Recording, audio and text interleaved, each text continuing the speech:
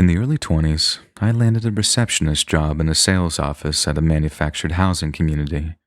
It was my first office job after working in daycare in the food and drink industry. I was excited. I greeted potential buyers, set up appointments, and staged the spec homes with our stock of furniture and decorations. I worked with one other person in the office who was the salesman. When he was out of the office, I took potential buyers through our spec homes and gathered their information for follow-up. I was working alone one day when a customer came into the office looking to potentially purchase his first home. I gathered some information from the young man and asked if he would like to look at some spec homes. As we walked down the sidewalk toward the row of spec homes, we chatted about the various floor plans and finishes available. I knew the product information and had no trouble confidently answering his questions. He was friendly and reminded me of a classmate from high school that had played offense on the football team. I decided to show him the two home models that best fit his price range and desired floor plan.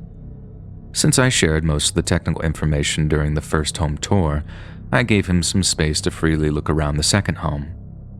He walked through the main living area and stopped in the doorway to one of the back bedrooms. He called out, "Hey, what's this back here?" and pointed to the corner of the room that I couldn't see from where I was standing.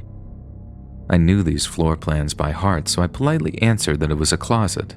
In my mind, I was sarcastically thinking, "Really? You don't know what a closet is?"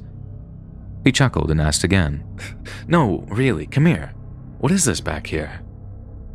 I could tell by his tone that he was pressuring me to come see for myself. He motioned for me to come closer and take a look.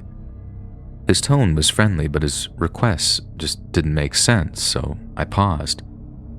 And in that split second, something shifted. Maybe it was the energy in the air, the hairs on my neck standing straight up, or the way his eyes changed before me. I suddenly sensed the power dynamic had shifted, and I didn't feel safe. With all the light-heartedness that I could muster, I repeated, "Oh, it's a closet. Excuse me for a moment, I need to check on something outside." I quickly made my exit back to the sidewalk outside the house. I had no concrete reason why I felt the overwhelming need to leave the house immediately. I didn't understand why my body sensed danger. I just knew that I needed to act quickly. Over the next few days, the young man came back to the office to meet with the salesman. He filled out all the various paperwork needed to purchase a home and live within the community. He dropped by several more times unannounced to check on his application status. If I wasn't there, he would ask the salesman when I worked next. My coworker thought that I had a not-so-secret admirer. I couldn't shake the overwhelming feeling something just wasn't right, so on the nights I worked alone, I locked the office door. A few days later, corporate sent back their analysis of the young man's application and completed background check. He had been denied. The background check revealed multiple assault convictions and violating multiple people. And there it was. Crystal clear, undeniable 2020 hindsight. The salesman called the customer right away to let him know his application had been denied and that we could not do anything further for him. A few days later, the young man decided to come back to the office one more time. When my coworker saw the young man's vehicle in our parking lot, he told me to go to the back room of the office where I would be out of sight.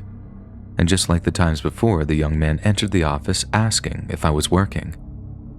This time he was met by a very angry 6-foot salesman that had nothing to lose. I had never heard my coworker raise his voice before, but on that day his voice shook the office walls. Needless to say, the young man never came back again, and I wasn't scheduled to work alone nearly as often. But I still wondered to myself, what would he have done if I went to investigate his question earlier? If you enjoyed this scary story, listen to thousands more, either over on the Let's Read YouTube channel or podcast.